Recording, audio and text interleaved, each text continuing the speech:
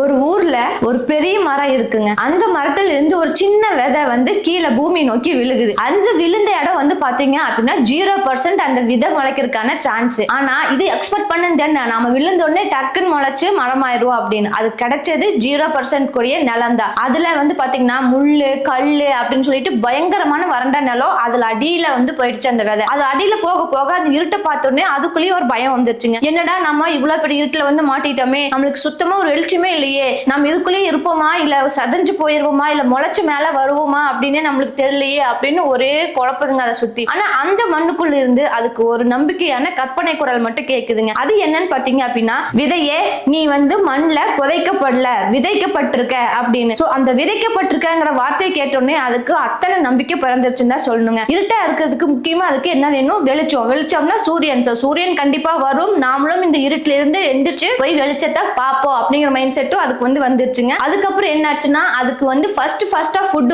எப்போ கிடைச்சிருக்கு அப்படின்னா, அன்னைக்கு சாயங்காலம் ஒரு பெரிய மழை பெஞ்சிருக்கு. சோ அந்த வறண்டு போன பூமியில விதை இருக்கிற அளவுக்கு மண் தண்ணி உறிஞ்சு அந்த விதை கிட்ட கொண்டு போய் சேர்த்தி இருக்குங்க. ஆஹா என்ன சுவையா இருக்கு, இதான் என்னோட முதல் உணவா இருக்கு அப்படின்னு சொல்லிட்டு அவ்வளவு சுவைச்சு அந்த உணவை அது சாப்பிடுச்சுங்க. அதுக்கப்புறம் என்ன வேணும், அதுக்கு கொஞ்சமா காற்று வெளிச்சம்னு வரணும். சோ இந்த இருட்டா இருக்கிறதுக்குள்ள தண்ணி வந்த உடனே அந்த செடி கொஞ்சமா வளர்ந்து மேல வர ஆரம்பிச்சிருச்சு. சோ அது ரொம்ப இருட்டுல மூழ்கி நம்மளால உலகத்தையே பார்க்க முடியாது, நம்மளால இதுக்குள்ளேயே நம்ம புதஞ்சிருவோம் அப்படின்னு நினைச்சிட்டு இருந்திருக்கு. ஒரு நம்பிக்கை குரலா நீ விதைக்கப்பட்டிருக்க புதைக்கப்படலங்கிற ஒரு வார்த்தையை கேட்ட உடனே அவ்வளவு கான்பிடென்டா பொறுமையா அதுக்கான டைம் வர்ற வரைக்கும் வெயிட் பண்ணி டைம் வந்த உடனே என்ன பண்ணுச்சு, அதோட இதை அச்சீவ் பண்ணி என்னதான் விதை சின்னதா இருந்தாலும் அது நினைச்ச மாதிரியே பெரிய மரமா மாறி எல்லாத்துக்கும் நிழல் கொடுத்து பறவைகளுக்கு தங்கும் இடமும் கொடுத்து ஒரு அனைவருக்கும் உபயோகப்படுற மாதிரி அதோட லைஃப் முடிச்சிருக்குங்க. இந்த மோட்டிவேஷனல் ஸ்டோரி பிடிச்சிருந்துச்சு அப்படின்னா லைக் பண்ணிக்கோங்க. இதே மாதிரி சூப்பர் ஸ்டோரிஸ் இருக்கணும்னாலும் நம்ம சேனலை சப்ஸ்கிரைப் பண்ணி வச்சுக்கோங்க. தேங்க்யூ ஃபார் வாட்சிங்.